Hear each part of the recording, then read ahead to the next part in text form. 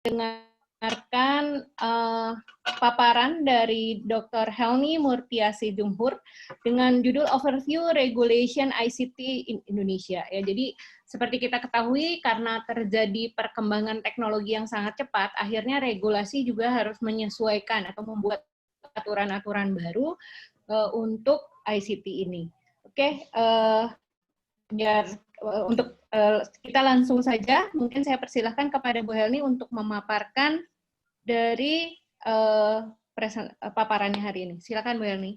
Ya, terima kasih. Bisa ditampilkan Pak Asep, mohon slide-nya. Saya yang tampilkan atau dari? Ya. Udah tuh Pak Asep. Ya, terima kasih. Assalamualaikum warahmatullahi wabarakatuh. Waalaikumsalam warahmatullahi wabarakatuh. Selamat pagi kepada yang terhormat Ibu Dekan, Ibu Dr. Ratri, kemudian Ibu Warek 2, Ibu Rina, dan Ibu Ketua Kakak ya, Ibu Maya. Terima kasih atas kehadirannya rekan-rekan dosen dari Telkom University, dan ini juga ada beberapa rekan saya, ada Mbak Desi dari Telkom, ada mahasiswa saya, dan beberapa rekan saya dari fakultas lain, dan seluruh peserta dari eksternal. Terima kasih atas kehadirannya. Pada saat ini kita coba sharing ya tentang overview regulasi di Indonesia. Jadi ini saya ngambil satu studi case e-government. Kenapa saya ngambil e-government? Karena ini memang satu proyek yang dikerjakan oleh Telkom University. Jadi e-government ini adalah satu program dari pemerintah yang dipimpin oleh Kementerian Pan-RB berdasarkan Perpres 95 tahun 2018 tentang sistem pemerintahan berbasis elektronik, di mana ada 5 perguruan tinggi yang jadi partner, yaitu Telkom University, UI, UGM, kemudian Gunadarma, dan PENS Surabaya. Jadi tugas kita adalah melakukan semacam assessment terhadap indeks dari e-government atau istilah bahasa Indonesianya sistem pemerintahan berbasis elektronik. Di sini juga hadir nih beberapa evaluatornya ya, ada Pak Adi, Bu Puspita, ada Bu Rika, dan sebagainya. Yang kedua, coba slide kedua. Nah, ini sedikit di awal saya akan menjelaskan dulu sebelum masuk ke case. Jadi saya ngambil case-nya yang existing ya. Tapi nanti saya mohon maaf ada beberapa data yang nggak bisa saya sharing gitu karena itu nggak boleh dipublish gitu. Nah ini sebelumnya saya sampaikan dulu bahwa objek dari yang saya jelaskan adalah tentang regulasi ICT. Jadi ICT itu terdiri dari informasi, komunikasi, dan telekomunikasi. Ini sebenarnya kalau kita sekarang menemukan istilah apa istilahnya? New World ya, dunia baru. Sebenarnya cyber law itu adalah salah satu dunia baru gitu, dan sebenarnya salah satu hal positif dari COVID-19 ini adalah percepatan dari dunia baru. Kalau di cyber law itu kita dunia baru karena kita hidup di dunia ICT gitu. Kalau pada awalnya mengimplementasikan sistem IT di dalam kehidupan sehari-hari, termasuk implementasi dalam IGAP itu susah banget gitu. Karena indeks yang paling berat adalah ketika mengimplementasikan IT behavior. Gitu. Tapi gara-gara COVID ini jadi lebih mudah gitu, karena kita dipaksa untuk hidup di dunia cyber gitu. Nah ini sebelumnya saya kasih trackingnya bahwa regulasi ICT itu sebenarnya regulasi itu bukan berarti hukum, tapi regulasi itu adalah cara mengatur, tetapi alatnya adalah hukum. Dan hukum itu ada hukum konservatif, istilah kita hukum konservatif yang ngebahas langit, darat, dan laut ya. Kemudian ada cyber law. Cyber law itu adalah satu tatanan hukum yang itu tidak terbatas ya, jadi everywhere gitu. Dan nanti terasa banget ketika kita memang hidup di dalam tatanan baru ya. Nah, hukum itu sendiri ada dua, ada hukum tertulis dan tidak tertulis. Jadi kalau hukum tertulis itu yang kita kenal dengan perundang-undangan, dan ada di Undang-Undang 12 2011 ya, ada hierarkinya. Jadi ada Undang-Undang Dasar, ada TAP MPR, ada undang-undang, ada peraturan Perpu, peraturan pemerintah, Perpres, kemudian nanti ke bawahnya ada Permen dan Perda gitu. Kemudian hukum tidak tertulis, salah satu yang tidak terlembaga contoh adalah sopan santun dan sebagainya, sementara yang sudah terlembaga semacam kode etik. Dan nanti mungkin ke depan kita tidak akan banyak perlu hukum tertulis karena cyber law itu lebih banyak kepada aturan-aturan yang lebih sifatnya attitude ya, lebih ke etika. Jadi ketika saya membuat konstruksi turunan dari digital ekonomi, sebelumnya saya menyusun aturan yang terkait dengan e-commerce, digital ekonomi itu keluar PP 80 2019. Kemudian ini Perpres 95 2018 akan ada turunan Permen. Kebanyakan aturan yang saya tulis itu tidak bersifat memaksa. Saya selalu kalau aturan sifat memaksa itu nanti pasti ada kalimat harus, dapat, dan wajib ya.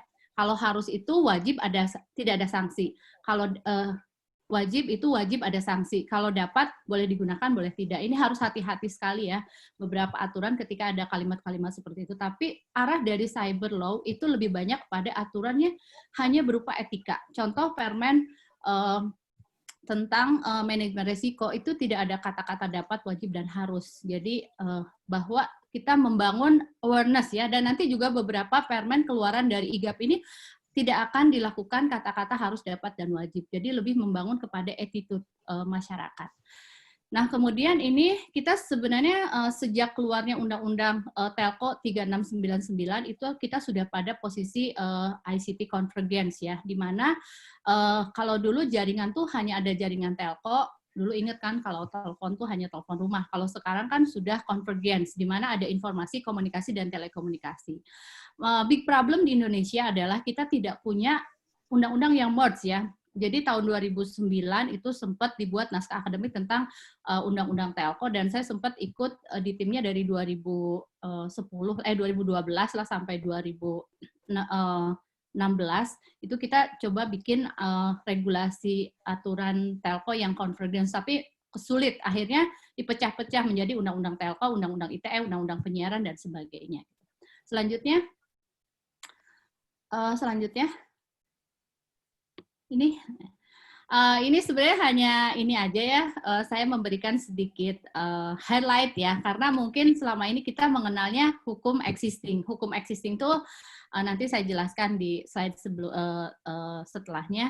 Dan ini untuk cyber law itu sebenarnya ini adalah aturan-aturan yang menjadi indikator. Jadi ada hukum itu sendiri, ada norma, ada market regulated, dan arsitektur. Dan nanti ini yang menariknya adalah, saya mohon maaf ya agak loncat-loncat, nanti aturan itu berkembang, itu berdasarkan keinginan masyarakat. Ini yang menarik gitu. Nanti kita lihat bahwa contoh ya, seperti tahun ini saya membuat regulasi tentang artificial intelligence, itu saya susah sekali untuk mengindikasikan sebagai aturan yang sifatnya memaksa. Jadi saya menyerahkan kepada pasar gitu. Dan selain AI ada yang sudah keluar aturan tentang data privacy. Ini jadi hot news karena sekarang kita hidup melalui big data ya.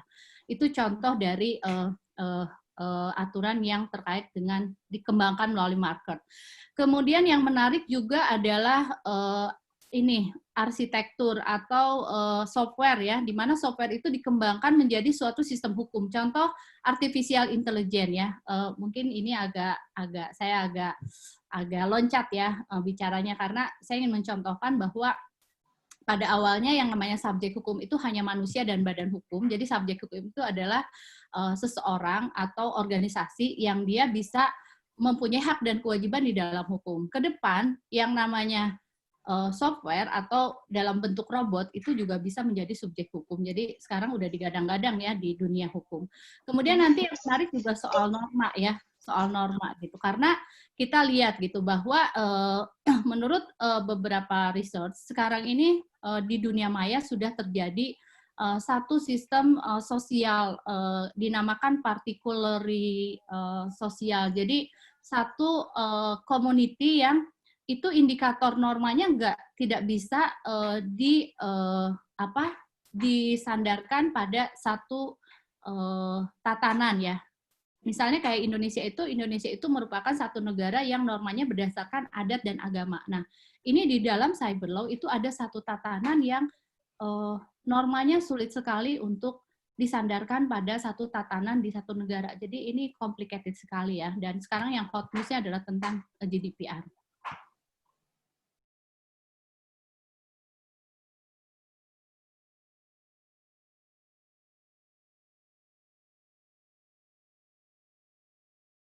Aduh, maaf ya ada ini. Selanjutnya,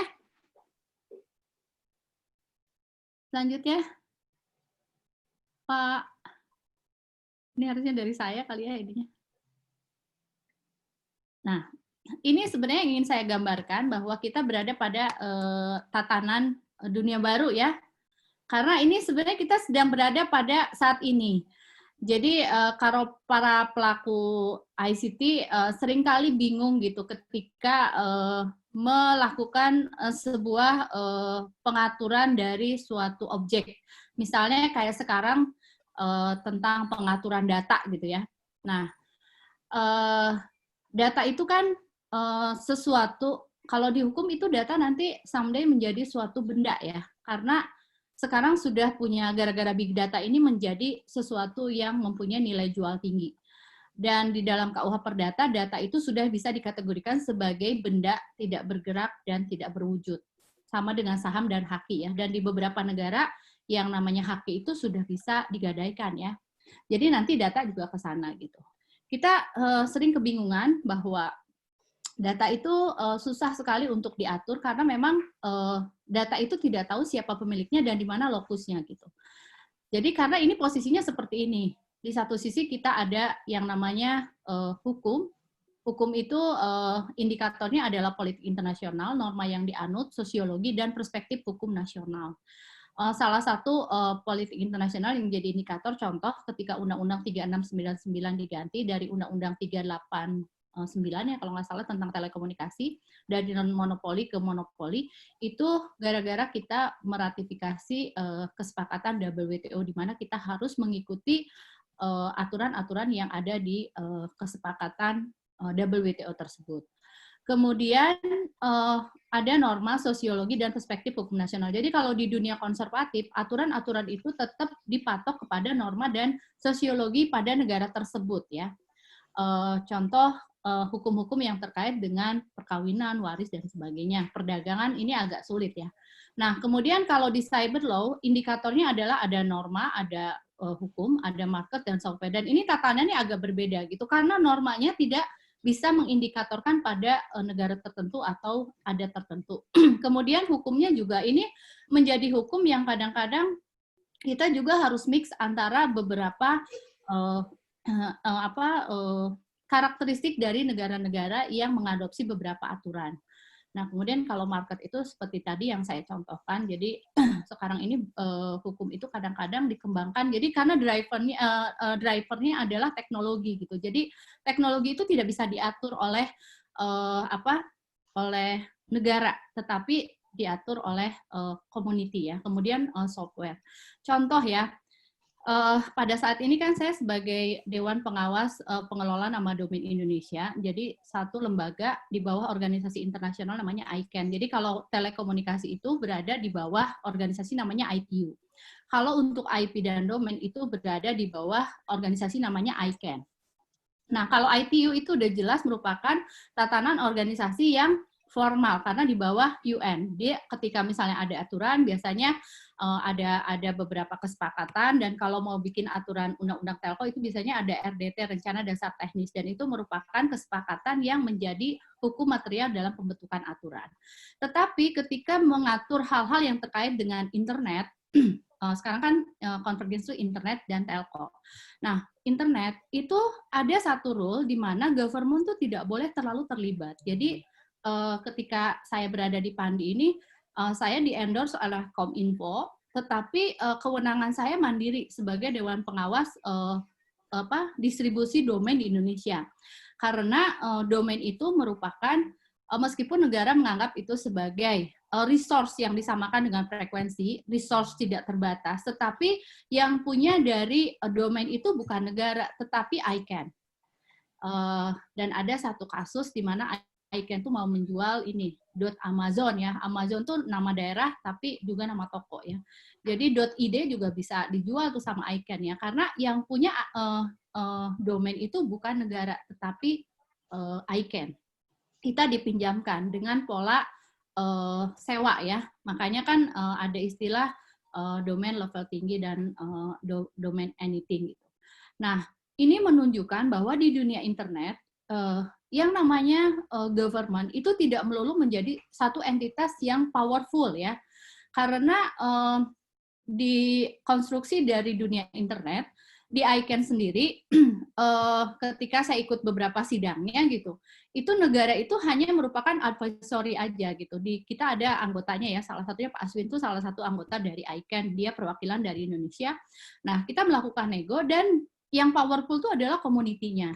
Jadi tak terbayangkan yang namanya aturan itu, kalau telco gampang sekali ya untuk dilakukan secara powerful, tapi untuk internet ini benar-benar community yang dia harus mengembangkan dari aturan-aturan tersebut. Gitu. Jadi seperti itulah keadaannya, bahwa kita berada di dua dunia dan di bidang ilmu ada namanya cyber law. Makanya kalau belajar cyber law itu 50%-nya belajar hukum dan setengahnya belajar teknologi. Gitu. Selanjutnya.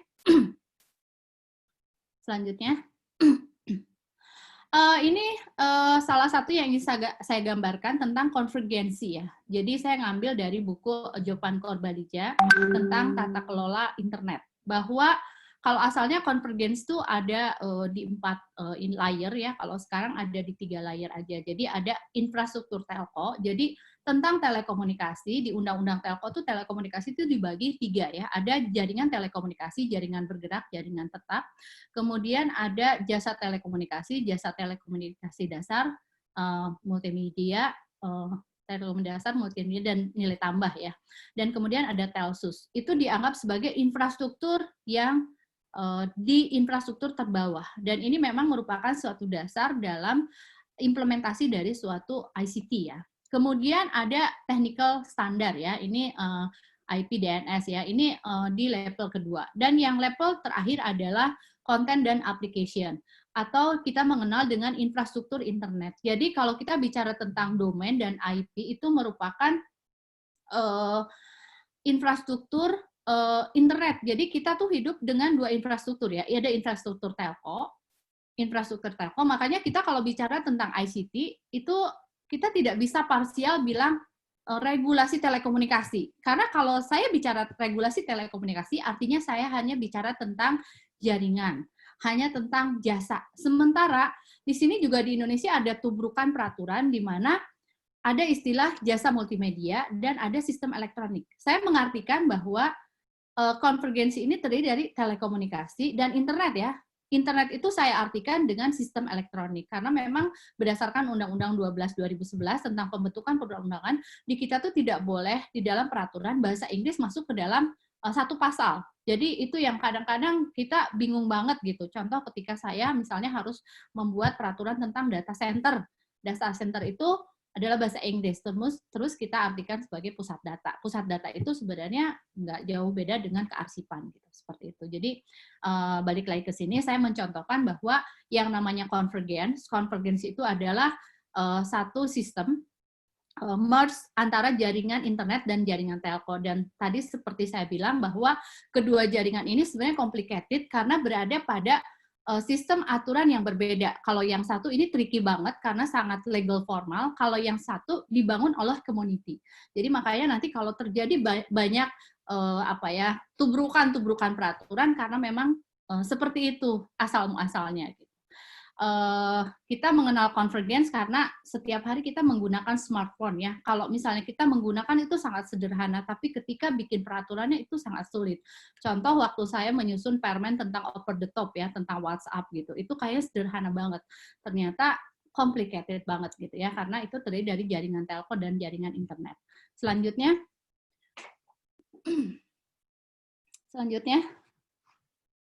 Nah, ini mungkin di skip aja ya, ini saya sebenarnya ingin memetakan aja bahwa mengatur sektor TIK di Indonesia ini untuk pengetahuan aja, saya ngambil dari Detiknas ya.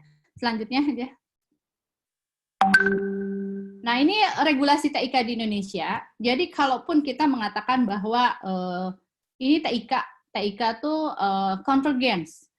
Nah, kalau di kita mungkin organisasinya sudah convergence ya, karena ada Kominfo, Kementerian Komunikasi dan Informatika. Di sana ada Dirjen PPI khusus untuk telekomunikasi dan penyiaran, serta pos, kemudian ada Dirjen Aptika untuk aplikasi dan informatika, kemudian ada Dirjen IKP ya, dia merupakan lembaga yang kayak Purwol untuk government. Dan di sana ada beberapa peraturan dengan ruang lingkup Undang-Undang Telko, Undang-Undang 3699. Kalau baca Undang-Undang Telko tuh harus baca juga turunannya ya, karena kalau Undang-Undang Telko aja ini ya, jadi apa, tidak ini ya. Contoh kasus M itu kesalahan dalam membaca Undang-Undang 36 turunan ke bawahnya. Kemudian ada Undang-Undang tentang Internet, Undang-Undang ITE, Undang-Undang 11 2008 yang sudah diubah ke 19 2016. Dan pada tahun 2018 saya ikut serta ya dalam penyusunan PP 71 2019 ya, karena kita merubah kalau ini kan undang-undang ini diubahnya karena untuk ini pencemaran nama baik ya, pasal 27 yang dirubah. Tapi kalau PP-nya itu merubah tentang struktur data ya. Karena di sini yang diatur adalah tentang yang waktu itu krusial diatur tentang data center. Data center itu harus di mana? Kemudian tentang struktur data ya. Kemudian ini undang-undang penyiaran, tim Telyu juga sempat masuk di tentang perubahan undang-undang penyiaran yang sampai sekarang nggak selesai karena ini inisiatif dari DPR. Ini complicated banget karena kita menerjemahkan yang namanya TV digital itu seperti apa gitu. Jadi waktu itu kita dikasih tugas untuk membuat PP Permen dan kita merge 7 PP ya. Jadi kan sekarang lagi tren yang namanya Omnibus Law ya.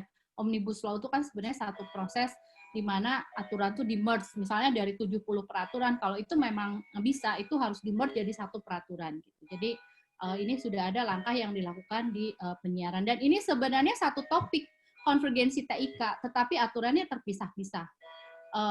Tetapi sekarang tuh masih complicated ya, karena banyak pasal yang kalau menurut saya agak ini beririsan. Sementara nanti karakteristik dari undang-undang ini beda. Misalnya kayak undang-undang Telko itu sifatnya profitable dan ada perizinan. Jadi setiap hal yang terkait dengan penyelenggaraan Telko baik infrastruktur atau aplikasi itu harus berizin dan ada profitable karena penyelenggaranya harus menyerahkan PNBP, USO dan BHP ya. Sementara kalau ITE itu sifatnya hanya mendaftar. Ini mendaftar juga cukup susah ya, karena waktu 2018 ketika kita meminta semua platform melakukan pendaftaran sistem elektronik untuk mengetahui jenis transaksi mereka itu susah banget. Kemudian, dan ini sifatnya hanya mendaftarkan. Kemudian ada penyelenggaraan penyiaran, kalau ini memang ada perizinan juga. Selanjutnya Pak.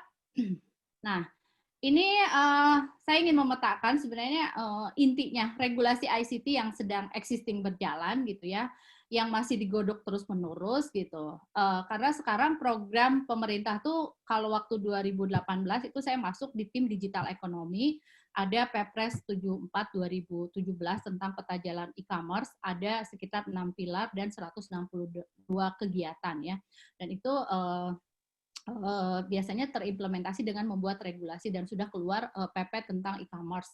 Nah ini sebenarnya existing ada dan tahun ini memang yang sedang jadi perhatian adalah sebenarnya kalau nggak ada COVID ini ya adalah tentang e-government karena terakhir juga tim dari Telyu kita turut serta dalam membuat undang-undang. Jadi Perpres ini mau dinaikkan ke undang-undang. Nah ini yang sedang peta dari regulasi ICT di kita adalah terkait dengan ITE, kemudian penyelenggaraan sistem elektronik. Jadi tidak hanya ITE karena penyelenggaraan sistem elektronik itu sangat luas, termasuk di dalamnya tentang kesehatan dan sebagainya. Kemudian perdagangan melalui sistem elektronik. Nah ini perdagangan melalui sistem elektronik ini sebenarnya kan entitas perdagangan biasa. Kalau tadi di awal saya bilang ada hukum konservatif dan hukum internet. Nah ini e-commerce ini merupakan perpaduan karena perdagangan melalui sistem elektronik ini turunan dari Undang-Undang Nomor 7 2014 tentang perdagangan yang ada di pasal 66-nya bahwa harus diturunkan melalui PP e-commerce ya, dan itu sudah ada. Kemudian ada SPBE, sistem pemerintahan berbasis elektronik. Kemudian ada sistem kesehatan berbasis elektronik. Ini yang seru ya, karena tubrukan dari sistem kesehatan berbasis elektronik itu adalah masalah data. Tapi untung di PP 71 data kesehatan itu sudah dianggap sebagai data strategis. Jadi kalau di PP 71 itu ada 8 data strategis. Tapi sayang ya data manusia itu tidak dianggap sebagai data strategis. Kemudian ini juga tentang taksi online. Ini masih terjadi tubrukannya antara beberapa pihak, kemudian tentang penyiaran internet, kemudian komunikasi melalui media sosial, kemudian ini yang jadi hot juga tentang Satu Data Indonesia, tim Telyu ikut serta ya waktu 2017. Jadi waktu itu sempat mau disatukan antara Satu Data dengan IGAP, tapi tidak bisa karena Satu Data itu merupakan satu sistem yang memang dia harus ada sendiri. Kemudian ini tentang big data analisis ya, ini big data juga jadi hot isu ya karena tentang data, big data itu jadi aturan yang masih complicated ya, tapi Indonesia sudah menyatakan diri sebagai negara yang berkiblat kepada ini GDPR ya, mungkin pernah dengar aturan tentang data privacy yang dikeluarkan oleh negara-negara Uni Eropa ya.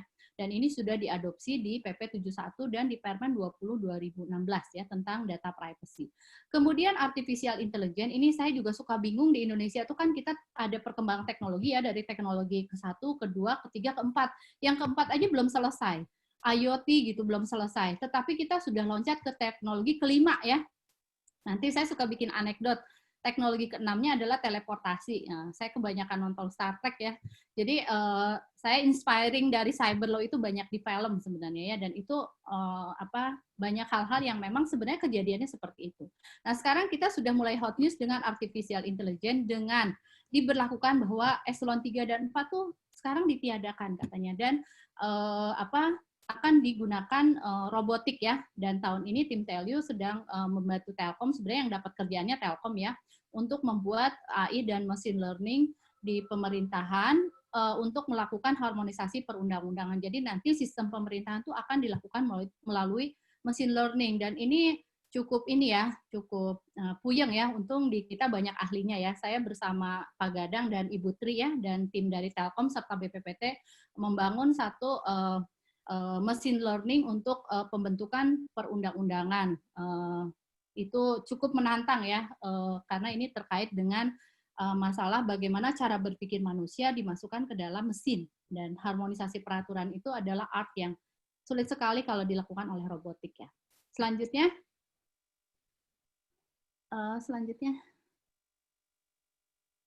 nah ini di skip aja deh, ini saya hanya ingin menggambarkan aja. Selanjutnya saya masuk ke case ya, belum ya kayaknya. Ya, tentang e-government ya. Jadi electronic government ini sebenarnya sudah ada di Perpres nomor 95 tahun 2008, ini nolnya kurang nih, tentang sistem pemerintahan berbasis elektronik. Jadi gini ya, kenapa namanya sistem pemerintahan berbasis elektronik? Karena memang di Undang-Undang 12 itu nggak boleh e-government, harus di bahasa Indonesia kan. Itu yang seru kalau saya lagi mendrap ya. Jadi kayak e-commerce, sistem perdagangan melalui sistem elektronik. Kemudian apalagi ya, e-health, sistem kesehatan melalui sistem elektronik. Jadi seperti itu. Kadang-kadang ada kalimat-kalimat yang kita udah biasa gitu. Jadi kedengarannya jadi agak aneh ya. Orang sering nanya, apa SPBE gitu, apa SPNBE gitu ya. Karena ujung-ujungnya pasti berbasis elektronik. Selanjutnya. Ini yang menarik ya dari e-government ini, bentuknya Perpres. Jadi gini, di dalam hierarki jadi gini ya, dalam Undang-Undang 12 itu kan dalam pembuatan aturan itu ada rule ya, bahwa aturan yang rendah tidak boleh bertentangan aturan yang lebih tinggi. Tetapi selalu ada akrobat regulasi ya, di mana kalau presiden mau membuat kebijakan, dia boleh bikin Perpu, itu berdasarkan pasal 12 Undang-Undang Dasar, Perpu atau Perpres. Jadi Perpres ini nggak ada undang-undangnya, tapi atas kewenangan presiden.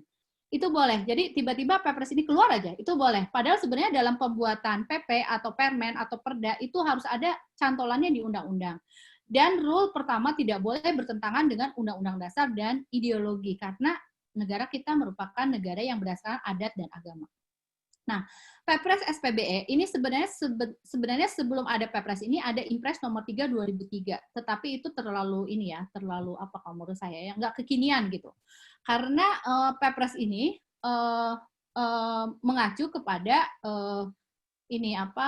RPJP kita ya. Jadi intinya negara kita itu ingin menjadi negara yang bisa berdaya saing.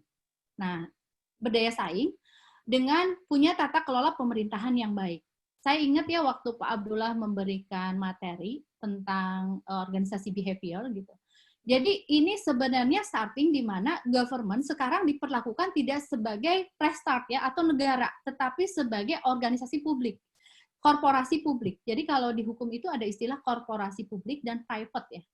Nah, si government ini diperlakukan sebagai korporasi publik karena implementasi dari tata kelola yang baik ini menggunakan role dari korporasi. Jadi kalau saya baca beberapa panduan dari manajemen resiko beberapa lembaga yang ada di Indonesia itu larinya kepada ISO 31000/2008 ya, 2018 gitu. Itu mengacu bahwa negara ini diperlakukan tidak sebagai negara. Saya mempelajari tentang teori negara dan bagaimana mendirikan negara. Negara itu harus seperti apa. Makanya di hukum ada istilah kita mengalami pergeseran sistem ya. Kalau saya lihat dari milestone-nya, di mana kalau dulu yang namanya hukum, kalau saya kaitkan dengan hukum itu asalnya merupakan alat kekuasaan negara. Kalau sekarang hukum itu sebagai alat untuk merekayasa sosial. Hukum itu sebagai alat untuk membangun peradaban manusia. Jadi makanya nanti hukum banyak lari kepada etika itu sebenarnya. Nah, kemudian Perpres 81 2010 ini tentang grand design dari reformasi birokrasi. Jadi gini, asal muasal dari Perpres ini dari tata kelola pemerintahan yang baik, kemudian dari reformasi birokrasi. Nah, salah satunya sebenarnya dari 8 ini yang jadi mindset dari Perpres SPB itu hanya nomor 2 tentang tata laksana. Karena untuk mengimplementasikan ke-8-nya agak sulit. Nah, makanya di Perpres SPB itu ada 6 hal yang diatur tentang tata kelola, manajemen, audit teknologi, penyelenggaraan SPB, percepatan, dan pemantauan. Makanya saya bilang bahwa government ini dilakukan sebagai organisasi publik karena di sini sifat manajemennya banyak banget. Jadi platformnya 2, ada tata kelola itu terkait dengan policy dan manajemen. Makanya ketika kita melakukan assessment kepada 651 kota kabupaten dan instansi pusat, itu yang kita assess adalah pertama aturannya, kedua aplikasinya. Jadi banyak sekali daerah yang aplikasinya sudah sangat bagus kayak Surabaya gitu, tetapi dia tidak punya aturan sehingga indeksnya turun ya. Ini ada tertuang dalam Perpres 95 2018.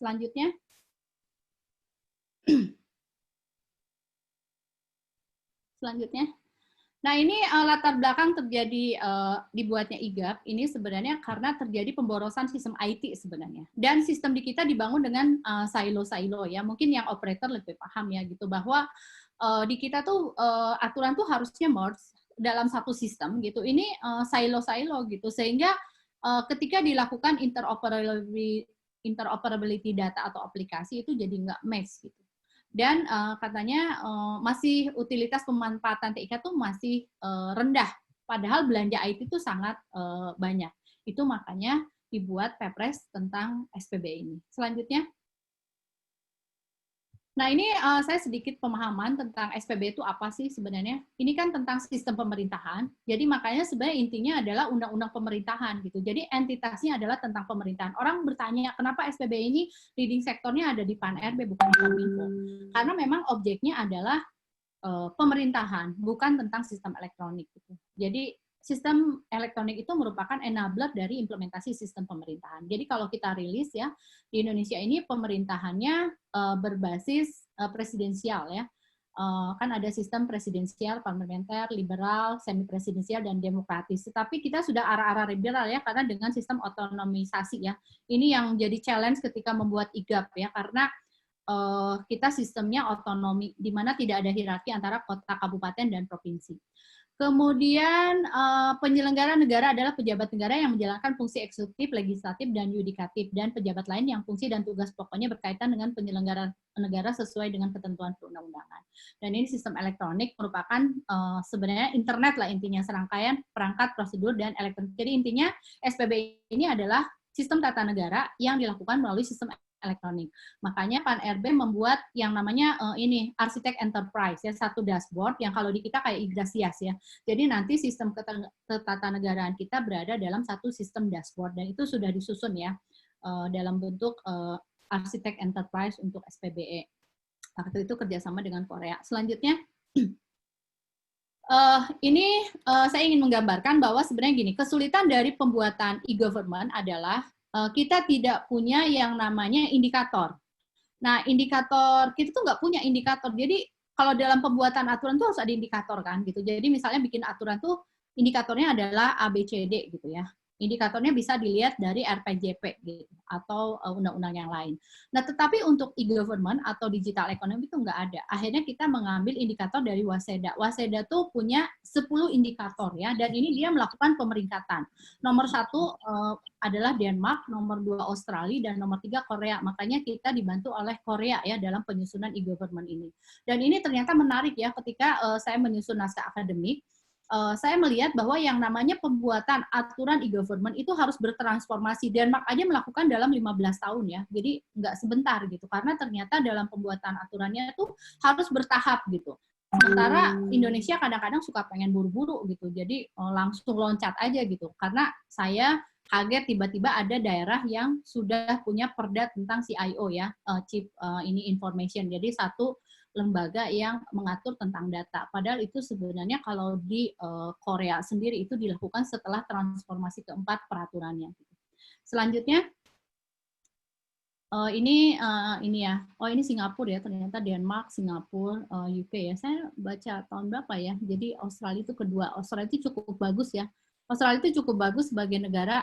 Saya kalau misalnya melakukan benchmark, saya banyak melakukan benchmark ke Singapura dan Australia karena mereka tuh salah satu negara yang bagus sekali dalam mengatur tatanan infrastruktur IT terutama ya.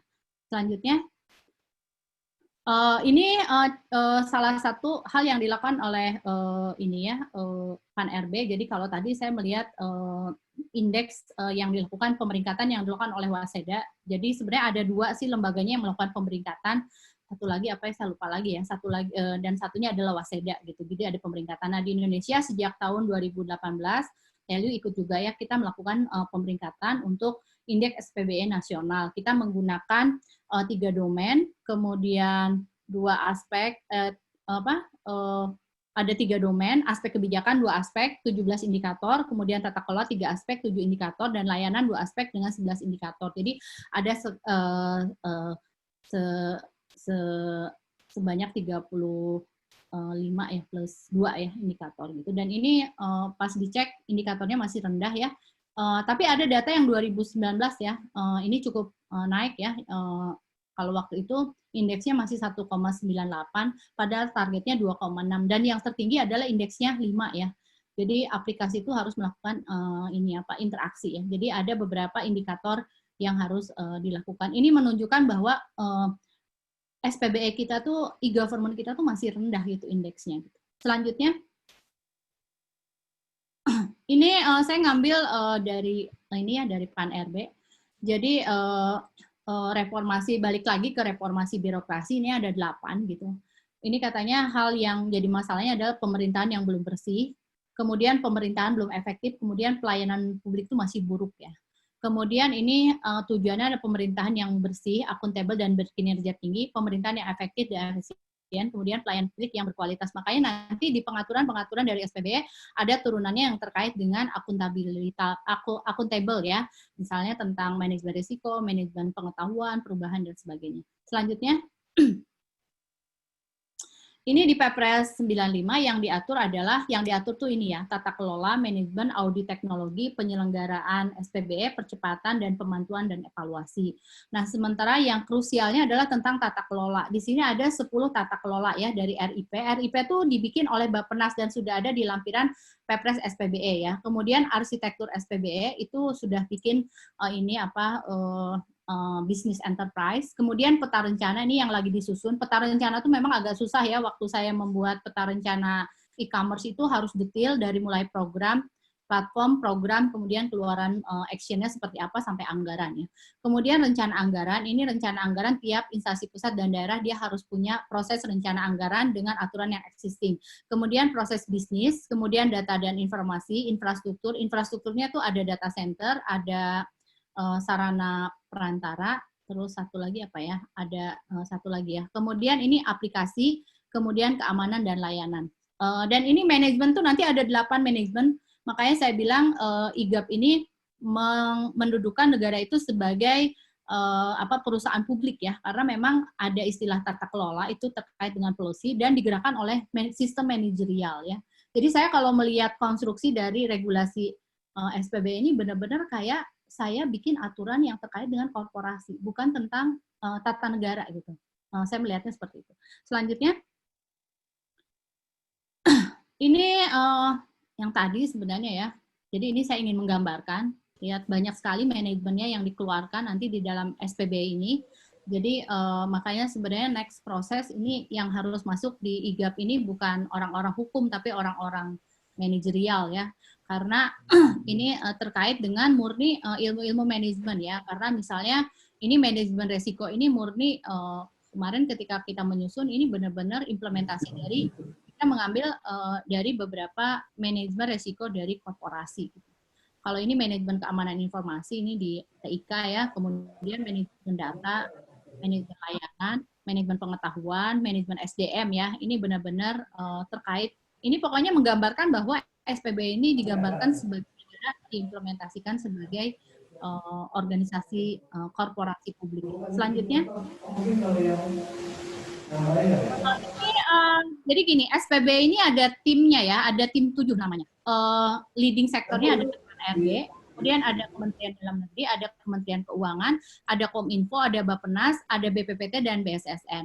Ini kalau saya kategorikan, yang menjadi tata kelola leadingnya adalah PAN-RB, tetapi yang melakukan adalah Menteri Dalam Negeri, Menteri Keuangan, dan Kominfo ya. Menteri Dalam Negeri, Menteri Keuangan, Bappenas ya, Bappenas. Dia melakukan tata kelola karena misalnya kayak Bappenas dia yang membuat RIP nasional, rencana induk pengembangan yang nasional dan ada 10 kategori tadi ya. Kemudian nanti Menteri Dalam Negeri dia menggait untuk proses bisnis ya, karena untuk pengelolaan dari satu lembaga ke lembaga lain itu ada proses bisnis. Menteri Keuangan ini terkait dengan masalah anggaran. Nah, Kominfo ini yang sebenarnya melakukan proses manajerial ya, karena di sini Kominfo dia melakukan satu integrasi peraturan yang nanti diimplementasikan oleh BPPT dan BSSN ya dalam implementasi IGAP ini. Kalau di Korea sendiri itu ada istilah ini BLU ya. Jadi ada operator yang melaksanakan SPB itu sendiri. Jadi pemegang polisinya adalah Menteri Dalam Negeri, Menteri PAN-RB kalau di sini dan Menteri Dalam Negeri dan Kominfo, kemudian nanti diimplementasikan oleh satu BLU. Jadi ada operator yang menangani dari SPB karena SPB ini semodel perusahaan gitu yang menggerakkan satu organisasi melalui sistem IT dengan beberapa indikator yang sudah ada di peraturan tersebut. Selanjutnya ini saya ingin menggambarkan bahwa bagaimana complicatednya tata struktur organisasi kita di negara kita gitu ya, bahwa kita mempunyai lembaga negara, lembaga penyiaran publik, ada Wapres dan Presiden, kemudian ada sekretariat negara.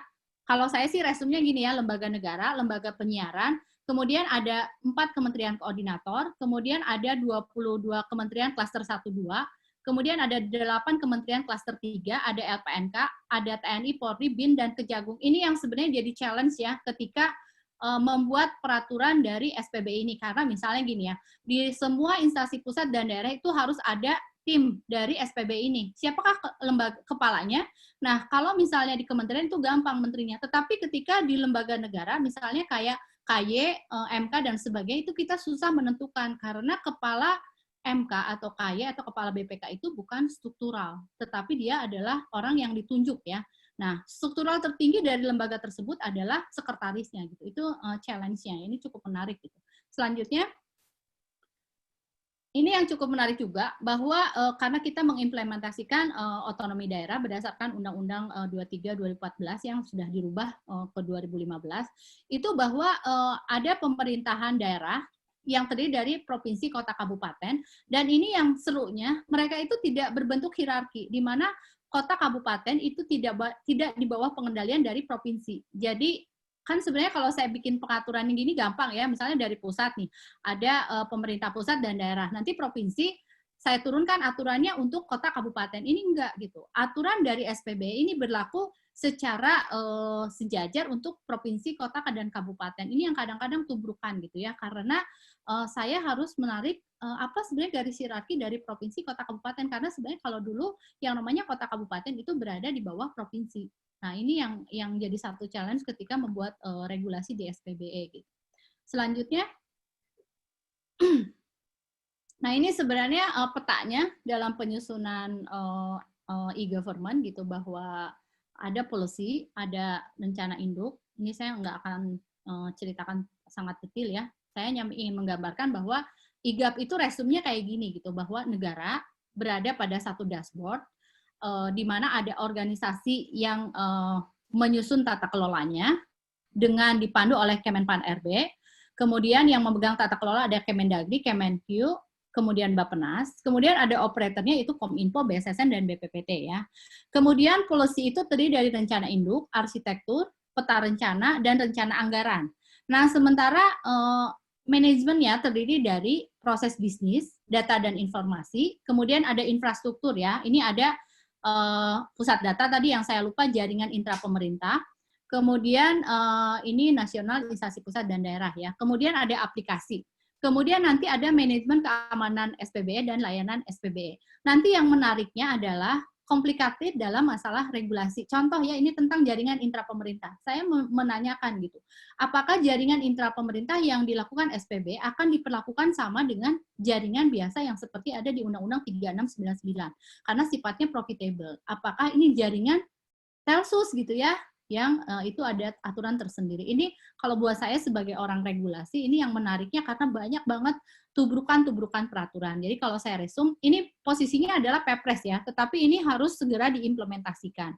Nah, Pepres itu kesulitannya adalah bahwa Pepres itu berada di bawah undang-undang dan Perpu dan PP. Jadi ketika misalnya kayak aturan yang terkait dengan daerah, itu Pepres SPBE bertentangan dengan Undang-Undang 23 2014, maka yang menang Undang-Undang 23 2014. Atau tentang sistem IT ada di PP 18 2016, itu ketika Pepres ini bertentangan dengan PP tersebut, maka yang menang adalah PP. Itu yang cukup menarik ya dalam regulasi. Kemudian, punten 5 menit lagi ya. Oh iya ya, saya udah beres kok Bu, ini slide terakhir kayaknya. Okay. Ya. Kemudian yang terakhir yang menarik adalah tentang data. Jadi kalau buat saya gini, kalau ini semua masih berada pada ranah tataran hukumnya masih terdeteksi lah istilahnya gitu ya. Ketika saya misalnya bicara tentang rencana induk, arsitektur, peta rencana, rencana anggaran gitu. Tetapi ketika bicara data atau infrastruktur, ini sudah ranah mix antara hukum konservatif dan hukum ini ya, hukum cyber law gitu. Misalnya tentang data dan informasi gitu. Ini menjadi suatu hal yang menarik ketika misalnya ya kayak pemerintahan Jawa Barat sekarang sudah menggunakan Tokopedia untuk bayar STNK. Itu terkait dengan masalah data-datanya gimana gitu. Karena ada perlakuan yang berbeda antara data yang dikelola oleh pemerintah dengan data yang dikelola oleh non pemerintah gitu. Jadi ada beberapa peraturan yang di Indonesia sayang sekali kita belum punya undang-undang PDP ya, perlindungan data pribadi. Jadi kalau misalnya kita mau bicara tentang data, itu kita harus baca beberapa peraturan dan harus mengartikan dan meresum peraturan tersebut. Gitu. Kalau saya sih biasanya, kalau saya udah hopeless ya, biasanya suka bilang kayak waktu saya ngatur tentang Internet of Things aja, saya bilang udahlah nggak usah diatur lah, serah aja gitu, karena yang penting etikanya yang kita gunakan gitu. Jadi memang kadang-kadang dalam pembuatan regulasi juga ada yang saya kadang hopeless gitu, aduh udah nggak bisa diatur lah, nggak usah diatur gitu. Tetapi kita bangun awareness dari masyarakat dalam implementasinya. Selanjutnya, kayaknya ini terakhir deh, ada nggak ya? Oh ini aturan undang-undang ya, saya tugas di government tuh saya begini ya, makanya kita bikin machine learning-nya gitu ya. Jadi ini beberapa undang-undang, waktu itu biasanya kita harus memaparkan memapping, biasanya ratusan ya, ini kan turunannya banyak sebenarnya. Ini saya waktu itu baru berhenti di 280-an peraturan ya, yang terbanyak e-commerce ya sampai hampir 500 lebih gitu. Nah itu kita manual membaca semua peraturan karena kita memang belum punya sistemnya dan kita harus mengharmonisasikan semua peraturan. Jadi ini sebenarnya untuk pengetahuan aja bahwa IGAP ini sebenarnya paparan peraturannya ada di sini gitu. Selanjutnya, oh ya, udah selesai Bu Maya. Oke. Terima kasih. Menarik sekali ya. Jadi kalau dilihat berarti masih banyak sekali bolong-bolongnya untuk dari sisi peraturan ya di Indonesia ini. Kalaupun misalnya mau tadi berarti kita harus gabungkan dan kalau ada apa-apa berarti orang tuh akan kena beberapa pasal kali ya Bu Helmi.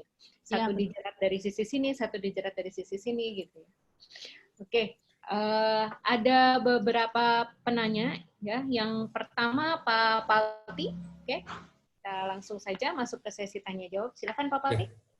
Baik, terima kasih Bu Maya yang sudah memberikan waktu. Dan selamat ya Bu Helni sudah menyampaikan beberapa hal ya yang terkait dengan SPBE tadi ya. Jadi saya pikir ini menjadi semacam pengetahuan baru bagi saya ya pada saat ini ya. Tadi saya coba saya cek juga lewat di googling ya. Begitu riuhnya ya yang namanya sistem pemerintahan berbasis elektronik ini. Tadi Bu Helni itu mengatakan ada semacam akrobat ya, akrobat. Apa yang dimaksud dengan akrobat yang tadi? Apakah itu yang dimasukkan seperti misalkan ada kepentingan-kepentingan ya? Kita masih ingat mungkin ya tentang undang-undang terkait dengan cukai, dengan rokok ya, di mana ada beberapa pasal katanya hilang gitu ya, sehingga bla bla bla gitu ya, sehingga yang diuntungkan itu adalah pengusaha. Nah, riuhnya ini ya tentu saya pikir adalah mulai dari tatanan pembuatnya, kemudian yang mengusulkannya, sampai kepada yang menyetujuinya, atau juga mungkin yang mendiskusikannya di parlemen barangkali ya, di parlemen barangkali. Nah, ketika ini terjadi, kita sebagai di pendidikan, ya di pendidikan, kita ada di mana posisinya gitu. Mulai dari mana, atau antara apa dengan apa, sehingga ini benar-benar terjadi simetris gitu ya. Ketika yang diusulkan sama Bu Helni sama dengan yang terjadi di lapangan. Kan gitu kan? Ya jangan sampai bahwa ketika kita membuat apa, yang terjadi di lapangan apa, nanti Ibu nanti yang salahin, oh itu Ibu Helni yang bikin tuh. Ternyata pasalnya itu dihapus sama mereka. Terima kasih, Bu. Bu Maya langsung dijawab atau gimana, Bu? Bu, ya, boleh. Jawab aja, mumpung panas. Oke. Terima kasih Pak Palti. Ini pertanyaan yang cukup menarik dan saya sebenarnya berharap nggak ada yang nanya ini, Pak. Ini hal yang memang saya juga sebagai drafter, saya udah 12 tahun ya Pak jadi drafter di government gitu. Jadi saya selalu bilang kalau saya jadi drafter itu saya udah kayak apa ya, jadi apa ya Pak ya? Tertuduh ya Pak. Tapi kalau di dosen saya jadi malaikat Pak. Saya ngajarin yang benar-benar Pak. Jadi kalau istilah akrobat di sini adalah semacam diskresi Pak. Jadi gini, aturan itu kan harus ditaati ya. Makanya kalau di hukum tuh ada istilah aturan itu bukan ditaati untuk dilanggar. Fungsinya kita sebagai drafter kan sebenarnya jadi gini, biasanya government tuh punya request. Kemudian ini desainnya harus kayak apa gitu, dan makanya kita harus mapping semua peraturan karena kita nyari celah. Alhamdulillah Pak, di Indonesia ini semua peraturan yang tertulis itu banyak celahnya Pak, karena aturannya nggak boleh detail seperti di Prancis atau di Jerman gitu. Jadi kadang-kadang akrobat tuh gitu, jadi saya nyari celah. Wah ini bisa nih dibeginikan, ini bisa dibeginikan gitu Pak. Jadi akrobat tuh gitu, jadi ada diskresi. Diskresi itu diperbolehkan di Undang-Undang 30 2014 tentang administrasi pemerintahan. Jadi saya legal Pak melakukan diskresi itu. Tetapi untungnya Pak, kita sebagai akademisi kan saya konsultan Pak, yang tanggung jawab menterinya Pak. Makanya kalau jadi konsultan government nggak boleh ngomong ke itu Pak, ke media Pak. Waktu kita bikin tentang data center aja, saya dihubungi media nggak boleh Pak. Jadi yang bicara harus dari Kemenko Perekonomian. Nah, memang itu kembali lagi ke hati nurani ya Pak, tapi kalau menurut saya sesuai dengan, saya jadi ini ya, ngomong ke religius gitu.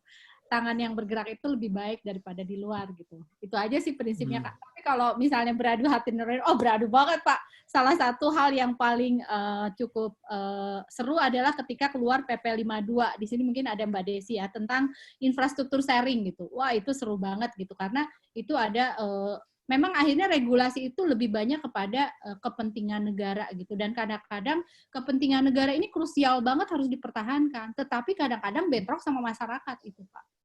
Itu yang kadang-kadang makanya tadi saya ngasih konstruksi, apalagi di internet Pak, bahwa negara itu punya kepentingan untuk melindungi, tetapi community itu punya kekuatan yang lebih besar dari pemerintah. Wah itu lebih seru lagi, makanya saya bikin konstruksi aturan itu diarahkan kepada etika Pak, tidak kepada aturan yang sifatnya memaksa. Jadi nanti kalau kita melakukan akrobat, saya punya justifikasi yang lebih soft gitu, daripada saya gantungkan ke dalam aturan-aturan yang lebih rigid. Gitu. Karena kalau tadi saya bilang aturan di kita tuh banyak banget Pak celahnya. Kita kalau mau bikin akrobat tuh nggak susah Pak. Saya bikin misalnya pasal apa, saya cek, tapi kita harus mapping semua peraturan ya. Pasti ketemu Pak gitu. Dan Oke. ya gitu, kayak gitu. Kalau variasinya ada nggak yang ditolerir, Bu? Jangan sampai yang diusulkan pisang tapi jadinya itu adalah nangka. Kalau jadinya pisang goreng sih nggak apa-apa gitu ya. Enggak apa, kita nggak akan kayak gitu. Karena pertama ada rule yang sangat jelas. Pertama kalau kita Ya. bikin aturan, itu tidak boleh keluar dari ideologi Pancasila dan undang-undang ya. Ya, Masuk oke. aturan LGBT itu Pak. Itu benar-benar Hmm. satu rule yang nggak boleh dilanggar karena kita punya ketuhanan yang Maha Esa. Kemudian kita ada Kumham sama Setnek Pak. Jadi kalau kita bikin aturan, itu ada proses harmonisasi mereka yang mengguidance. Kayak misalnya ketika saya bikin PP 81 tentang e-commerce, kita sebenarnya punya bentuk e-commerce itu ada B2B, C2C, G2G gitu ya, ada 12 Pak. Tetapi yang bisa diadopsi hanya 4 karena kita punya undang-undang perlindungan konsumen gitu Pak. Ada sih Pak ininya, ada apa? Ada Ya, lembaga. ada aturan ya. Ya, ada aturannya kita jadi nggak bisa seenaknya juga gitu Pak.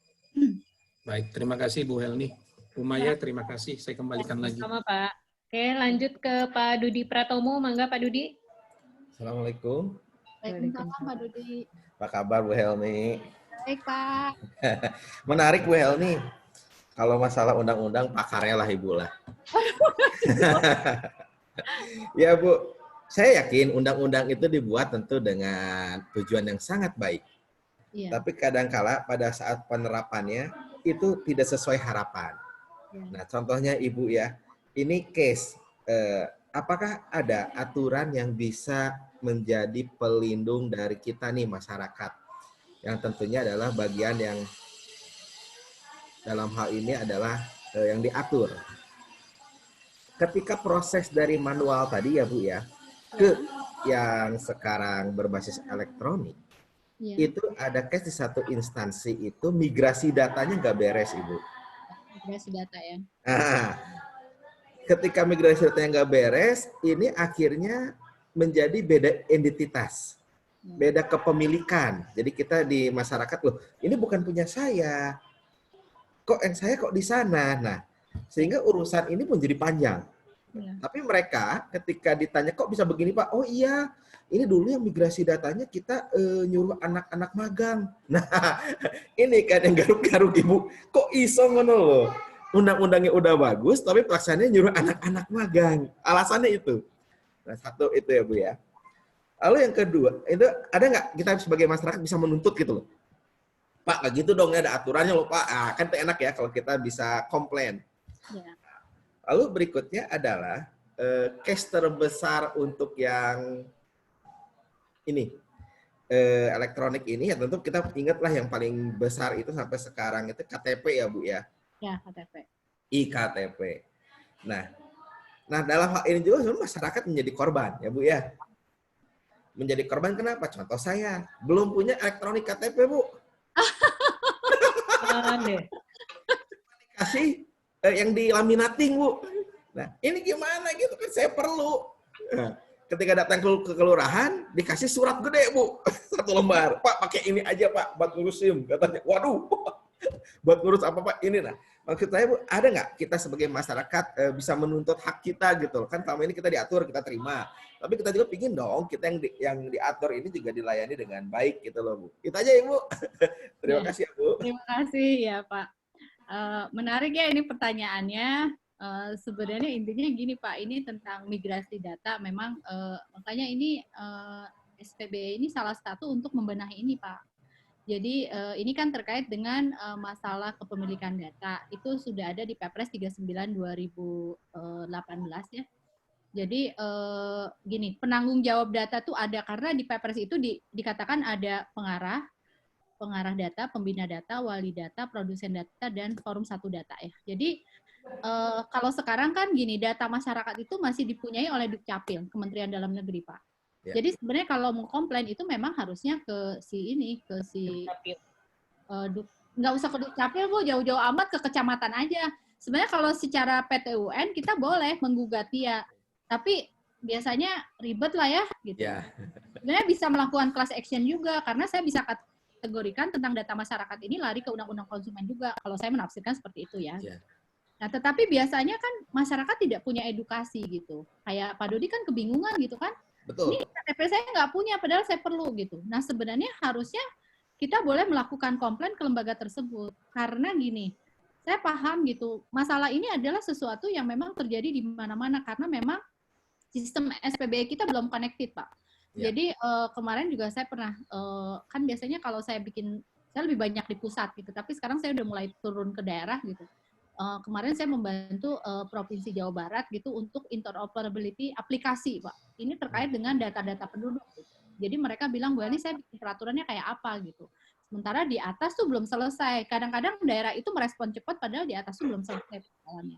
Nah, balik lagi, kalau ditanya ini bagaimana, ini sebenarnya bisa komplain ke, kalau di Undang-Undang Konsumen itu ke pihak yang langsung berhubungan dengan kita gitu. Jadi ke kecamatan tersebut gitu. Tetapi memang itu salah satu persoalan di kecamatan yang nggak ada SDM ya. Karena memang SDM IT itu mahal sekali. Jadi salah satu komplain dari beberapa daerah adalah ketika mengimplementasikan SPBE adalah masalah SDM. Padahal kategorisasi dari requirement dari SPBE ini adalah punya SDM yang terstandarisasi. Sementara SDM IT itu mahal harganya gitu. Ya, Nah, betul, jadi betul. yang bisa saya jawab, Pak Dodi sabar dulu ya Pak. Sabar, terus ya ini karena memang ini masalahnya tuh kalau ditarik ya Pak, saya nih kalau lagi bikin undang-undang SPBE, narik benangnya tuh satu, tapi yang kusut jadi semua gitu. Semua. Ya, jadi akhirnya memang, tapi menurut saya itu kayak KTP dikasih surat ya Pak, sebagai keterangan aja gitu ya. Iya, keterangan besar itu. Ya, sebenarnya itu lumayan lah Pak, bisa digunakan sebagai eviden bahwa yang bersalah bukan kita, minimal kita tidak akan disalahkan karena nggak punya KTP gitu. Iya, iya Bu. Ya, Cuma lumayan, bawahnya gede. Kayak gitu Pak yang bisa saya jawab, karena insya Allah ya ini SPBE Mau kan. dilaminating ya Pak? Iya, laminating Bu, nggak bisa dilipat. Jadi semoga ya dalam 3 tahun ke depan ini sistemnya beres, karena memang pemerintah juga sudah bikin arsitek enterprise, kemudian sudah punya sistem satu data gitu ya, dan saya lihat operator juga bekerja keras untuk data center dan sebagainya gitu. Ini memang kadang-kadang teknologi itu kehambatnya sama regulasi Pak gitu. Jadi Iya, Bu. regulasi itu biang kerok banget gitu sebenarnya ya. Nah makanya kita mencari regulasi-regulasi yang nggak rigid gitu, jadi tidak merugikan masyarakat. Tapi saya ngelihat nanti ke depan akan lebih baik sih kalau dari prosesnya. Makanya kita melakukan indeks pengukuran dari SPB ini Pak, itu sebenarnya tujuannya ke sana. Jadi kita mencari ketika data itu tidak tidak merge, tidak benar, itu persoalannya di mana? Tadi ketahuan ternyata SDM-nya mungkin menginputnya salah, atau misalnya si daerah itu tidak punya data center yang terstandarisasi gitu, atau di RC-nya juga tidak terstandarisasi gitu. Jadi ada beberapa hal yang bisa dicek. Begitu ya Pak ya. Nuhun ya Bu. Ya sama-sama. Jadi bawa aja Pak meskipun gede Pak. Iya. Oke, lanjut dari Pak Aji Saputra, mangga Pak. Ya, silakan, Assalamualaikum Bu Helmi. Ya, waalaikumsalam. Terima kasih. Ini saya penasaran saja dengan SPBE Pak Aji dari ini. mana Pak Aji? Saya fresh graduate Bu dari S2 ini RMT di Value. Oh iya ya Pak. Gimana? Mau bertanya, ada nggak Bu isu mengenai data, harus atau tidaknya data yang harus disimpan di data center atau data recovery center yang ada di Indonesia gitu. Soalnya kan ini datanya menyangkut semua data masyarakat gitu ya, semua data dimasukin ke situ. Bagaimana dari sudut pandang data center atau data recovery centernya, apakah ada antisipasi untuk ini, apakah ada kontroversinya, dan bagaimana kesiapannya menyikapi hal itu di Indonesia gitu Bu. Yang kedua, apakah informasi data yang dipunyai SPBE ini nantinya akan sampai ke ICANN Bu? Sekarang ICANN kan kibatnya masa itu di Amerika ya, kalau internet tuh ya ICANN tuh ya. Nah, apakah sampai data kita nih SPBE ini ke server ICANN gitu Bu? Itu sih yang saya penasaran Bu. Ya. Itu saja. Terima kasih. Ya, makasih Bu. Ya, terima kasih. Ya. Ya, terima kasih. Ini cukup menarik ya. Jadi kalau pertama tentang data center ya, kalau itu kan waktu PP 82/2012 ya, data center itu kan harus di Indonesia, wajib di Indonesia. Tetapi di sana ada kesalahan dalam pembuatan kalimatnya karena hanya data publik ya sesuai dengan Undang-Undang 25/2009. Jadi data publik, layanan publik itu berdasarkan APBD dan misi negara gitu. Jadi kayak e-commerce tuh nggak mesti ada di Indonesia datanya gitu. Tetapi itu jadi padahal e-commerce itu data keuangan dan sebagainya itu data yang paling krusial sebenarnya kan karena terkait dengan data masyarakat. Nah, ini ketika ada perubahan PP 71 2019, data itu ada struktur 8 data strategis ya yang itu wajib datanya ada di Indonesia termasuk DRC-nya. Tetapi ya Pak, itu ada kalimat yang menyatakan gitu ya. Kalau saya kan waktu itu mendrap aja ya Pak, nanti endingnya dari menteri gitu. Jadi tanggung jawab menterinya ya Pak. Saya juga kadang-kadang Oke, Bu. complicated banget. Yang gitu. Ibu ini aja. Dinyatakan bahwa kalau sistemnya, kalau Indonesia nggak punya teknologinya, itu data centernya boleh di luar gitu Pak. Nah itu yang akhirnya kan kita jadi pusing ya nanti karena berkembang teknologi blockchain, apa segala macam gitu ya. Saya juga melakukan riset tentang cryptocurrency untuk pembayaran gitu. Saya agak sensi dengan data nih ya. Nah, jadi sebenarnya kalau Indonesia sendiri untuk penempatan data center sudah lah Pak yang namanya itikat baik sudah ada di PP 71 di mana 8 data strategis termasuk data kesehatan itu harus ada di Indonesia data centernya. Tapi waktu itu sempat pas pembuatan itu ada debatable ya dengan pihak BI karena data keuangan di kita tuh tidak dianggap sebagai data strategis kalau nggak salah ya. Saya lupa ingat gitu. Karena di beberapa negara harusnya data keuangan, data transaksi itu dianggap sebagai data strategis di mana proteksinya harus lebih dikit daripada data biasa gitu. Jadi kalau pengaturan ini Bapak bisa baca di PP 71 ya Pak. Tetapi kayak gitu ada celahnya bahwa kalau teknologinya nggak ada di Indonesia itu boleh data centernya di luar termasuk di RC-nya gitu. Itu yang kemarin ada yang minta ke saya, tolong kamu research tentang Zoom gitu ya. Males saya. Untuk keamanan tidak masalah ya Bu ya, tapi ya kayak Zoom simpan kan, di luar. Ya Zoom kan kita nggak tahu data centernya di mana ya. Sementara kan dipakai hanya oleh masyarakat biasa, tapi juga oleh negara gitu ya. Tetapi sudah banyak kan publikasinya seperti apa. Nah kemudian tentang info data SPBE, kalau secara logika iyalah Pak ya, DNS-nya kan ada di ICANN. Ya, jadi mau nggak mau, tapi sebenarnya ada inilah Pak, kan saya tiap tahun juga biasanya setahun 2 kali kita melakukan ini Pak, negosiasi Pak untuk masalah data dan sebagainya tentang root ya. Karena memang saya juga kadang-kadang agak worry karena untuk internet ini DNS-nya kita masih belum bisa, tapi ada beberapa negara yang mulai ini sendiri ya. Saya dengar kan kayak Prancis, Rusia gitu, selain Cina ya. Dia bikin sistem sendiri gitu. Sistem sendiri, kan, betul. Ya, kalau kita kan belum mampu lah bikin sejauh itu gitu. Jadi kita DNS-nya masih di ICANN gitu dan ya, tapi saya juga agak ini ya, karena ada beberapa hal yang terkait data ini memang gimana ya Pak? Karena kita ngikut DNS-nya Amerika gitu. Ya kalau secara logika ya iyalah pasti data-datanya masuk ke sana gitu. Tetapi ada satu hal yang cukup ini ya, pemerintah cukup baik, punya itikat baik. Nanti untuk di SPB ini kita menggunakan 6 data center Pak. Jadi nanti kalau kita pakai 6 data center dengan jaringan intra pemerintah tersendiri, itu insya Allah datanya cukup terlindungi ya. Minimal perputaran data itu bisa terdeteksi. Karena memang di PP e-commerce juga ada pengaturan bahwa data itu boleh ke luar negeri kepada negara yang requirement atau standarisasi datanya sama. Jadi itu juga Indonesia tuh sebenarnya sudah punya rule tentang interaksi data ya, interoperability data. Cuman sayangnya masih tercecer gitu di PP inilah, di Permen ini, di PPN ini.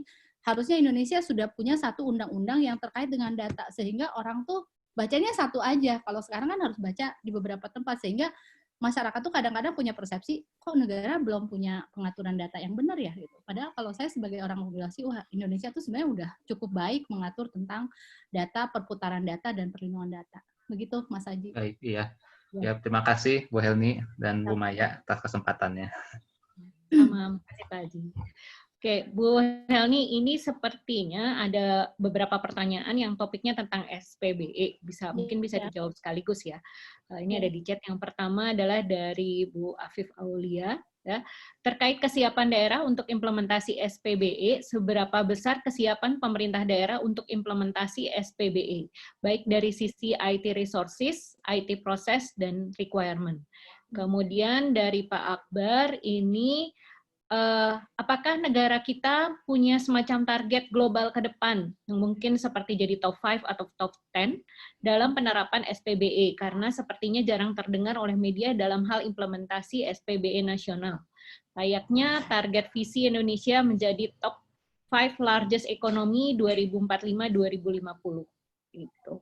Lalu ini dari Pak Narto juga masih tentang peraturan perundangan harus memiliki kekuatan hukum, tetapi kalau PBE juga mengutamakan etika, jadi bagaimana dengan objek masyarakat yang terkena? Apakah suara umum komunal yang lebih dipatuhi dibandingkan dengan kekuatan hukum?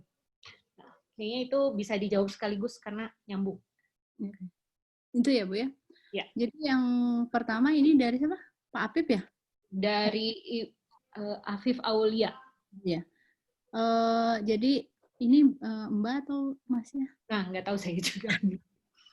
Maaf Jadi, kalau salah gitu ya. Jadi dari ini Mbak atau Mas Apip ya, sebenarnya kalau ditanya bagaimana kesiapan dari pemerintahan daerah dan instansi pusat ya, kita punya instansi pusat yang tadi saya sebutkan, jadi kementerian dan sebagainya ada 651 ya. TLU itu kebagian sekitar 128 instansi pusat dan kota kabupaten untuk di assessment. Saya sih melihat kesiapannya cukup baik ya, meskipun belum ideal, karena kalau ideal itu di angka harusnya 4 ya indikatornya. Kita di awal tuh 1,9, kalau nggak salah indeks yang 2019 itu berapa ya, 3, sekian gitu ya. Jadi kalau saya optimis bahwa instansi pusat dan daerah itu cukup siap dan mereka sangat responsif ya. Terbukti saya juga terkaget-kaget gitu ketika ke daerah, aturan tuh di atas belum ada, di daerah sudah ada gitu. Jadi mereka cukup responsif. Hanya memang salah satu hal yang big problem adalah tentang SDM. Kenapa? Karena requirement SDM yang jadi PNS masuk ke instansi pusat atau daerah itu nggak bisa ditentukan seperti kalau misalnya swasta. Jadi kayak misalnya kita butuh ahli data scientist gitu, kayak gitu-gitu ya. Jadi problemnya hanya di bidang SDM. Kalau yang lain-lainnya saya optimis kita punya kesiapan yang cukup baik karena ketika di assessment antara aplikasi dan kebijakan daerah, instansi pusat dan daerah itu sudah cukup siap gitu. Jadi ini tahun ini juga akan dilakukan implementasi pemeringkatan SPBE juga ya. Jadi saya cukup optimis bahwa mereka sudah siap gitu. Kemudian ini dari Mas Akbar gitu. Indonesia pasti punya ya, karena Indonesia kan sudah punya visi yang sampai 2045 ya. Cuman saya melihatnya gini ya, Indonesia tuh nggak fokus gitu ya. Karena misalnya dalam platform teknologi aja, kita belum selesai di teknologi keempat, udah loncat ke 5 gitu. Kalau menurut saya kita harus selesaikan dulu di keempat gitu, baru kita loncat ke 5. Dan sebenarnya waktu 2012 saya riset di OECD ya, itu Indonesia itu dan saya fokus ke masalah regulasi karena katanya Indonesia tuh banyak distorsi di masalah regulasi, padahal Indonesia itu bisa masuk ke negara G10. Cuman kita ada beberapa distorsi yang harus dibenahi gitu. Jadi kalau SPBE ini sebenarnya larinya memang ke sana gitu. Kita memang ingin mempunyai visi yang cukup besar sebagai negara yang mempunyai kekuatan dalam berbagai hal gitu. Cuman kita harus melihat kalau visinya sih ke sana gitu ya, cuman implementasinya yang saya masih belum paham karena kalau saya mapping regulasi SPBE ini apa ya, saya masih melihat kalau saya benchmark ke Denmark atau ke Korea gitu yang mereka sudah cukup punya visi yang jelas gitu. Indonesia ini transformasinya masih di transformasi pertama gitu. Jadi kalau ditanya Indonesia punya visi ke sana, punya, tapi implementasinya gimana itu yang masih saya belum tahu karena saya masih merasa kakinya masih di transformasi pertama gitu. Ini yang pertama juga jalan apa enggak saya nggak tahu gitu karena ini nanti terkait dengan hal yang paling krusial dari SPBE adalah komitmen pimpinan dan komitmen pimpinan yang tidak berubah-ubah. Kalau di kita tiap presiden ganti pasti komitmennya berubah-ubah. Nah, kemudian yang terakhir tuh Pak siapa? Pak Narto ya. Ya, Eh, Renato. Nah, ini cukup menarik ya tentang kekuatan hukum formal dengan etika ya. Nah ini Pak, yang kalau di cyber law itu formulasinya sudah ada Pak, bahwa etika itu bisa mempunyai inkrah yang sangat kuat. Kekuatan community itu bisa menjadi sesuatu yang sebenarnya Pak kalau kita bandingkan, etika itu lebih berat daripada hukum. Contoh ya, kalau misalnya kita punya sanksi sosial, etika tuh sanksinya sosial, akan lebih berat gitu. Contoh aja, contoh yang sederhana, waktu saya ke BINUS, mahasiswa nyontek, terus namanya dipajang di auditorium. Mahasiswa tuh malu banget. Ketiban, misalnya dia diskor 1 semester gitu. Jadi kalau ditanya, ini kan masalah apakah bisa dan tidak bisa, kalau formulasi di cyber law tuh udah ada. Nah, kalau di dunia nyata itu yang masih saya pertanyakan, Pak. Karena gini, indeks dari etika bisnis di Indonesia itu masih rendah. Yang tinggi kan Amerika ya, wajar lah karena dia sudah ada sejak tahun 1800 gitu. Nah, ini kita terkait dengan masalah behavior dari masyarakatnya gitu. Tetapi kalau formulanya sudah ada dan ini yang coba kita kembangkan di beberapa peraturan yang terkait dengan SPBE. Mudah-mudahan bisa diimplementasikan. Makanya di SPBE ini ada peraturan-peraturan yang terkait dengan awareness dari masyarakat itu karena aturan SPBE tidak bisa dilakukan pendekatan dengan model peraturan yang sifatnya memaksa, Pak. Ini harus lebih kepada aturan-aturan yang lebih mengedukasi, menaikkan awareness gitu, seperti itu, Pak. Jadi nanti kita lihat ya, Pak, karena ini kan baru 2 tahun nih dibikinnya, biasanya transformasi itu nggak bisa setahun 2 tahun.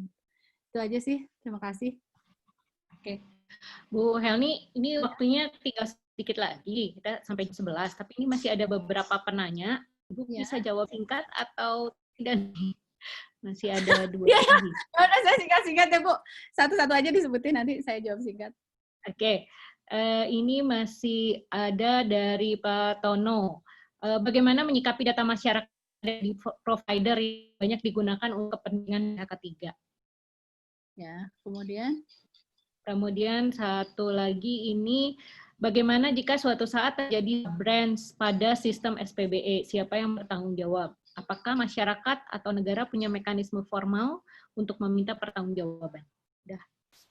jadi branch ya. Branch Ya. tuh ya fraud gitu ya kalau nggak salah ya. Ya. Ya. Jadi kalau tentang data di provider itu sebenarnya aturannya udah ada di Undang-Undang ITE, kemudian di Permen 20 2016. Jadi itu ada perlindungan data privacy. Dan nanti sebenarnya kalau masyarakat yang merasa dirugikan, itu dia tinggal komplain kepada masyarakat, kepada provider tersebut. Ada Undang-Undang 8/99 tentang perlindungan konsumen. Dia mengajukan keberatan, tetapi memang ada asas pembuktian terbalik, di mana yang harus membuktikan adalah provider itu sendiri. Kalau memang ada indikatornya, dan ini ya, komplainnya tidak dilakukan sendiri, bisa melakukan class action gitu. Jadi aturannya sudah ada gitu. Cuman kadang-kadang masyarakat nggak aware ya, bahwa data privasinya digunakan. Ini kalau tentang, tadi apa Bu Maya, saya lupa lagi. Yang kedua tuh, kalau ada branch ya, antara Ya. antara Itu data. Mana bentar. Branch pada sistem SPBE, siapa yang tanggung jawab? yang tanggung jawab. Yang tanggung jawab nanti ada. Jadi di SPBE ini ada kan ada Perpres 1 data ya, 39/2019 itu ada pengarah data, ada pembina data, ada wali data, ada produsen data. Nanti ketika ada branch data itu yang bertanggung jawab adalah wali data. Produsen data tuh boleh dari mana aja wali data. Contoh ya, waktu saya membuat PP e-commerce, itu ada dispute antara Kominfo dan Kemendak. Dia menanyakan siapakah yang menjadi wali data dari data-data platform ya, kayak Tokopedia dan sebagainya.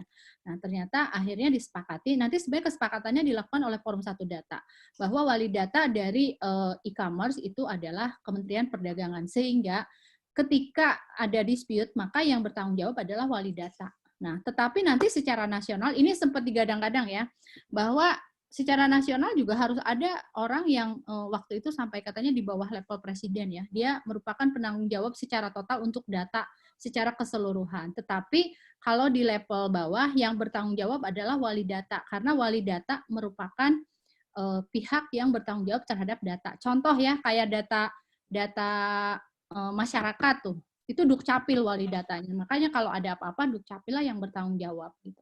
Dan kalau di dalam proses peradilan ya adalah prosesnya bisa di PT UN kan gitu. Atau misalnya kalau ada wan prestasi bisa dilakukan proses perdata atau pidana. Itu aja sih Bu Maya. Oke, terima kasih Bu Hani. Oke, karena pertanyaan juga sudah selesai dan waktu juga hampir habis, maka kita akan akhiri sesi ini. Menarik sekali perbincangan tentang regulasi hari ini. Mudah-mudahan bermanfaat bagi kita semua. Ada beberapa pertanyaan berkaitan dengan link video. Jadi link video ini nanti akan diupload ke YouTube. Jadi silakan follow atau subscribe dari YouTube-nya Fakultas Ekonomi Bisnis atau SEB ya. Jadi SEB Telkom University itu ya Pak Asep ya namanya. Tuh. Betul Ibu, SEB Telkom University. Ya. Kemudian selain itu juga hari ini kita masih ada short online course nanti siang jam 1 tentang business plan. Jam setengah 2 tentang business plan yang akan disampaikan oleh Bu Risris Rismayani. Lalu untuk minggu ini, jadi minggu ini karena memang perkuliahannya sudah tidak ada, jadi kita bikin agak intensif untuk short online course ini. Hari Kamis kita punya finance non-finance, ya, itu dari Dr. Hendratno, kemudian organizational culture, sama hari Kamis siang disampaikan oleh Dr. Dian Indiati. Oke. Sebelum saya tutup, kita akan foto bersama. Oh, foto. Ya. Bu Maya punten pisan, ini di luar IULAW begitu. Sorry sekali. Ya. Izin bertanya, Bu Dina. karena belum sampai jam 11 ya, satu aja. Mohon diulangi Bu, posisi LGBT di hadapan hukum Indonesia. Terima kasih, punten Bu Helmi. Iya, kalau di Indonesia, punten ya Bu. Sebenarnya kalau di cyber law kan itu nggak boleh dilarang ya Bu. Kalau di cyber gitu, kalau esensi secara teoretikal ya.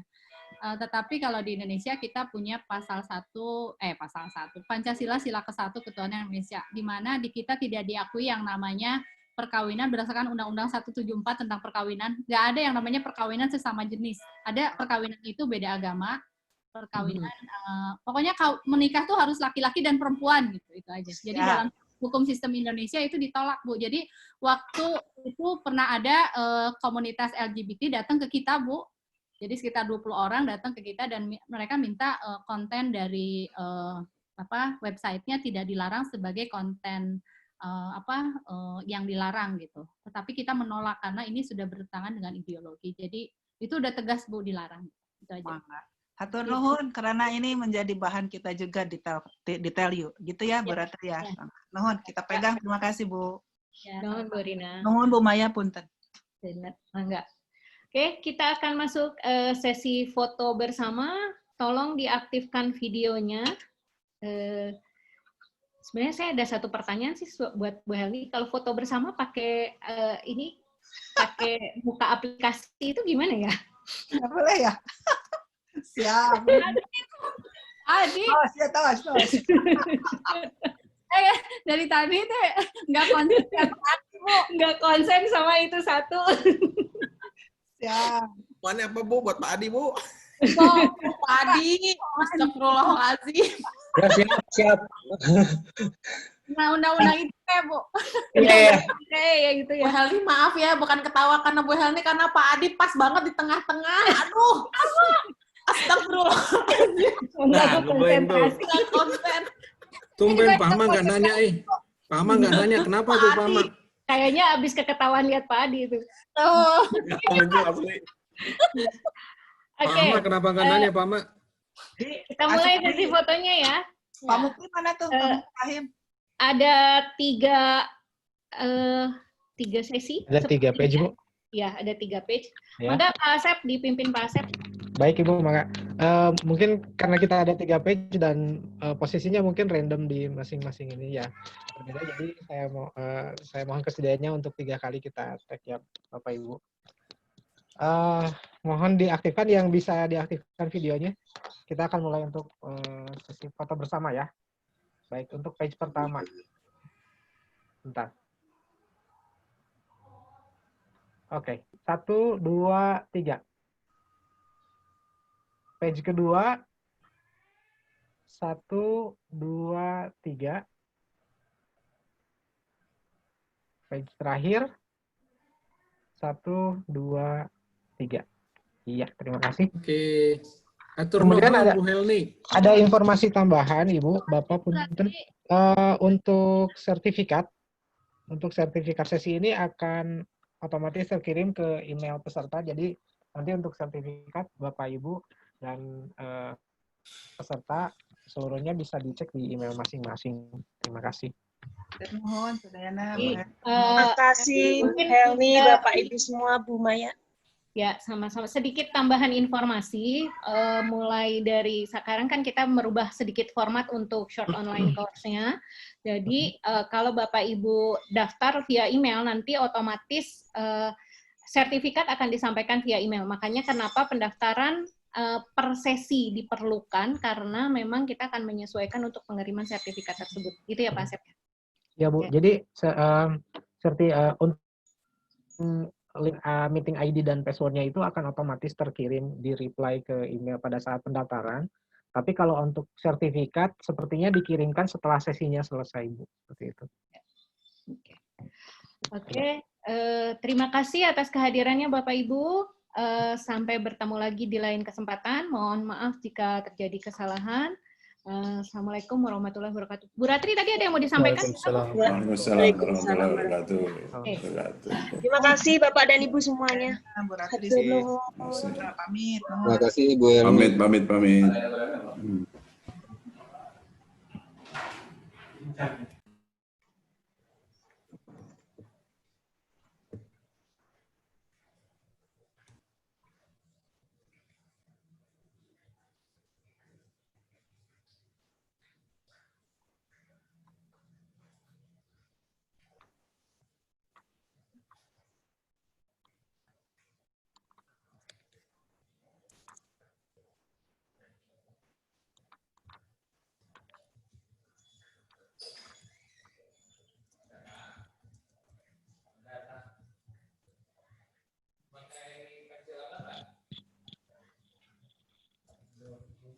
Ini kalian sini nggak, Bang?